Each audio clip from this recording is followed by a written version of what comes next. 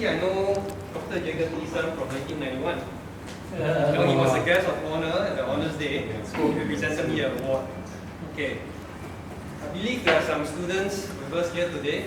Who are you? Okay, so these are students 17 years old, right? 17 was the age which Dr. Jacob Isan went to the Olympics. From 1960. For me, the last race I ran as a schoolboy was in 1993 at the National Schools Meet. So our team had just won the A division, so a 4x400 meter final. I told myself, that's it, I'm done with athletics. Because in those days, there's not much an incentive or to continue after an A div. So after that, the following year, I enlisted in the army, disrupted after 6 months. Okay, and then I went to medical school. So my second year of medical school, I came across this sign in the sports center. This sign says, NUS track and field meet, get registered. I told myself, I'm done with athletics. But when I saw the sign, I felt an itch. So I signed up on the spot, 800 meter. I wasn't really training then, but I was still active. So I trained for 1 month, ran in the race. I said, okay, it feels good. I'm done with athletics. So I went back to my studies. This is the 4th year of medical school. I said, I'm going to graduate next year. Probably after this, there's no chance I'm going to run any track meets ever again. So I decided to sign up again. Trained for 1 month, ran the 800 meters. I said, that's it, I'm done with athletics. So when I went on to work, I had to re-enlist in the army. Age 26 to serve as a medical officer, so that's when I started running again. And during that time, I ran a marathon just before I got it. So after you run a marathon, right, I told myself, that's it, I'm done with running. Because after you run the marathon, there's nothing else to, that's the greatest challenge, right, so-called distance running. And once you've been through it, you know that there's nothing left for you. So I went on to work, raised a family, I have 3 kids. Okay, ballooned up to 80 kg in my 30s. So at age 33, I started running again. But not competitive, just jogging maybe twice a week for 4 km, 5 km. Then when I reached 39, that was in 2014, I decided maybe I can sign up for a race. So I started a road race, 10 km. Then I heard there's something called Masters Track. So I signed up for 800, 1,500. When I went to a Masters Track meet, I met Mr. Cha. He's not here today. Mr. Cha is 79 years old. Okay, I knew him from school days because he used to coach at Commonwealth Secondary School. Cha Hian Kok. I think some of you may have heard him. And he was still competing. And even this year at 79, he ran the 200 meter and 400 meters. He did the 235 seconds and 235 seconds, the 485 seconds. So I realized that I don't need to be done athletics, and I'll probably never be done because it's in our blood.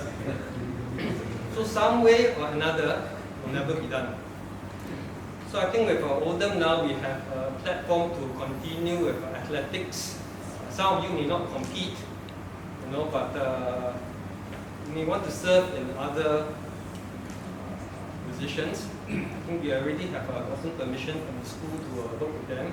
So Mr. Lawrence Ang is here, Coach Tang is here. So not just people competing, we also need coaches, people to chaperone the boys. Okay, but just be mindful that when we go to school, we have to be a good influence on the boys. And it's amazing how much influence you can have on boys without even knowing. So I think some of you may know that my brother is a Nigel. He broke Mr. Namaji's records. So when he was in AC2, he was already representing Singapore. Right? So he had this Singapore tank top. Then there was this Sec 1 boy who wanted the tank top. So he begged my brother, said, I'll pay you $50 for the Singapore shirt. So we all laughed at him. This gullible guy. So my brother, said, okay lah, I give you a shirt for $50. We never knew what became of the Sec 1 boy because after that we left school. So this year we had to do this records, so we had to search all the old newspaper cuttings, try to retrieve and see what are the timings some of my pioneers did in the past. And I got a chat group with some of my old track and field friends. So I circulated some of these cuttings. And one of the friends, hey, Nigel, the guy made it. I said, which guy? Which guy? No, the guy you sold the t-shirt, $50. Look, C Division, he won C Division champion. 54 seconds, and 54 seconds at the time was a very good timing because the record was only 53.7. Okay, so I think in the near future we would have the opportunity to go back to the schools, work with the kids. But please don't sell your shirts. Let's remember, you can influence the kids, in ways that you don't even know. It will just be a good influence. Okay, now I'm trying to coax some of the older gentlemen here to tell some of the stories. Begin with Dr. Jagan Pizan. So you know that 1966 was a brilliant year for you. In December, you won the Asian Games, 3 gold medals, 100, 200, 4x1. In August, you qualified for the 220 yards final in the Commonwealth Games. Then on 18 July, we ran the 46.3 seconds for the 400 meter. What's little known is that on 11 July, you ran and won the 800, 156.5. So my question is, in a year why you're competing in sprints, why were you still running at 800 meters? Because in this day and age, I think it's still not conceivable. There's a very good reason actually. Yeah. Because when you want to run 200, because I was better in the 200 than the 100. Yeah. Because my start was not spectacularly fast, and I was a good curve runner, curve runner, and so for me, my 200 was my best event. Now, the reason why I run 800, 1005 once in a while is to give over distance, because so that the 200 meters looks short. This is mental tricks you have to play on yourself. Yeah, that's the reason. So if you are only going to run 190 meters every time, how do you finish the race? So you do over distance now and then. And what better way than to enter a race, and especially when you know you still win the race. They're thinking, what is this clown is coming to run the 800? They don't expect it. Then you run 156, Okay. Yeah. Because you have the speed. See? So that's the reason. It's considered, because don't forget, in training also we do exactly that. Don't forget, in training we do repetition 600 meters, 300, 400 and all as a sprinter. You do that. So over distance. Yeah, I read some newspaper articles. So going back before 66 and 65, there's one written by Ernest Reader. James, it's heading or something like, is this the end? Questioning yourself, because from being able to run 200 meters in a sub 21, you suddenly dropped to 22.1, and 100 meters dropped to 10.9. So what was actually going on, and how do you come back? No, you had hamstring injuries. Okay. So after you go through therapy and all that, you come back. Okay. Sprinter, one of the problems is hamstring. At that time we didn't know too much about it. So we just run. Nowadays, of course, they know what to do, preventive exercises and all that. Those days we just go and run. As you rightly pointed out, at that age, at that time, athletics was totally amateurish. We just depended on our teachers and once in a while coaches, and we were lucky at that time. There used to come coaches from the United States. They took turns to come, and they were very helpful to us. We learned a lot of things from them. They were sent by the USIS Information Service. People like Tom Rosandich, then Stanley Wright. Stanley Wright. Stanley Wright. Stanley Wright was from the Texas Southern University in 1962. At that time, when he was our Asian Games coach, where I won the first Asian Games gold medal. And then he invited me to his college for training for the 64 Olympics, And then sent me to the south of the United States. The first shock I got was I got in the bus, the fellow told me to go to the back. Yeah, because they were still having, what they call the United States was divided by the Mason-Dixon line.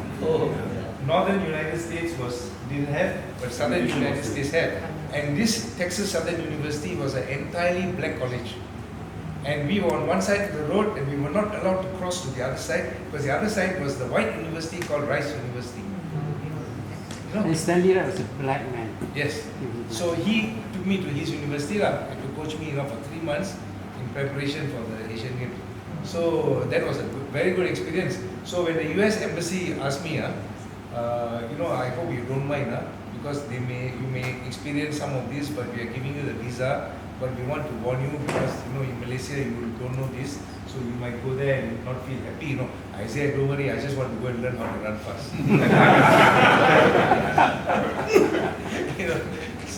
So that was it. So how long do you take to come back from the injury that we have? From where? Process the injury. Oh, about 6 weeks. 6 weeks. Okay. Yeah. And that's not the first time.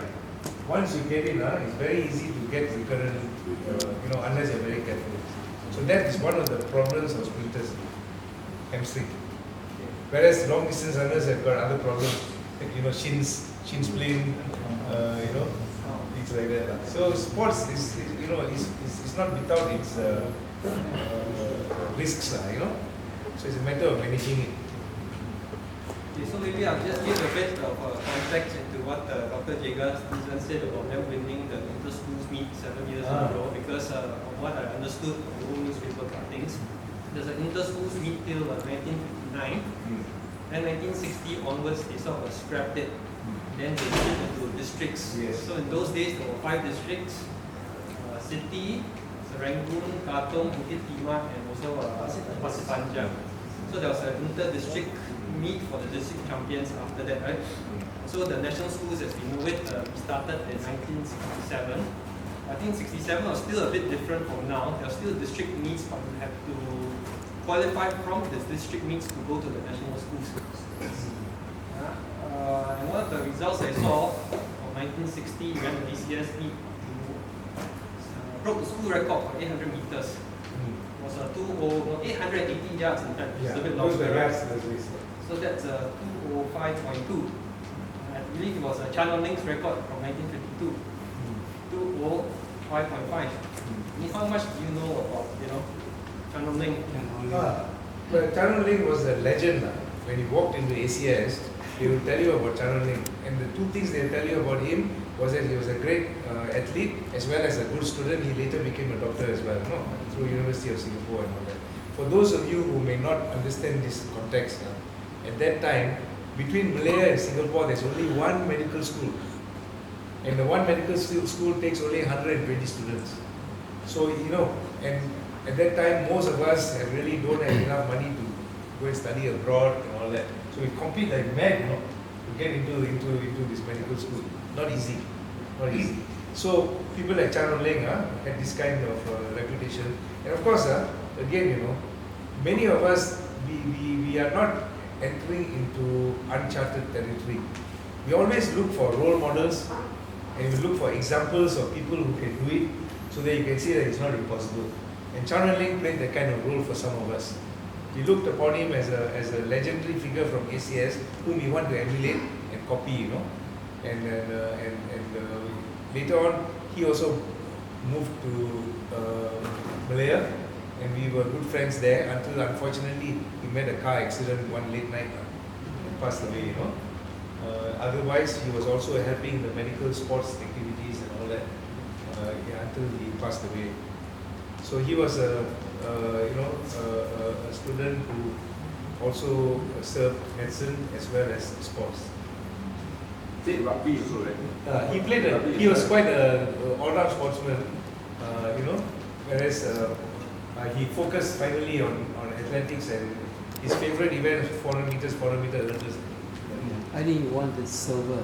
In the Asian Games in Manila. Yes. So maybe could you give an overview of a typical schoolboy season then and how you all were training? So I'm sure a lot of them will be curious. Schoolboys, well, it was like this, like I said, our main task all the time we are geared into winning the inter-school championship. And later, of course, when we went to Bukit Timah to win the Bukit Timah events and then to represent Bukit Timah and win the Bukit Timah, the inter-school thing. So that was our focus, and we worked towards that. And those of us who were qualified enough after that also ran in the Singapore AA championships. In the Singapore AA had a couple of different events. We used to have the once a year national championships. In between, they used to have triangular meets. quadrangular meets, inter-club meets, all these things. So we got about 6-7 opportunities actually to compete, and usually it will be from around May to about August, September. That was the athletic season. So inside there we have this kind of things, and if we get selected to represent Singapore or Malaya or something, we go to the national championships, which goes by rotation. 1 year it will be Seremban, the next year in KL, and and that was a great adventure to go there. And in between, if you qualified for the SEA Games, that time it was called the Siam Games. It was Peninsula. Then when they included Indonesia and the Philippines, then they took out the Peninsula, and it became the Southeast Asia Games. So that is what we're going to have in a few days' time in Philippines. In a couple of days' time, they'll be having the Southeast Asia Games, which maybe somebody from ACS has qualified swimming and all these things. There must be. There must be, yeah. Some of your students from ACS must be going for some of the events at least. Because don't forget, swimming, the athletes tend to be much younger. Especially diving. Diving and gymnastics, age is not a barrier. So you can be, and in fact in gymnastics you're much more flexible and so on when you're younger, and you can mold yourself to become a good gymnast. Diving is a similar thing, You'll find divers at 16, 17, they're becoming Asian champion, world champion, and all that. A marathon runner got to be 30 something before he can beat everybody else. He got to mature into the race, So there are these kinds of physiological differences that you will encounter, and you try to understand that and mold your. So coming back to the school program, we were all gearing for the school sports first, and to win the school C division, B and A and all that, according to your age, you wanted to be the the winner of your race, and you tried to be the school champion as well. So sometimes you got to take events that you're not familiar with just to collect points. Of course I couldn't throw the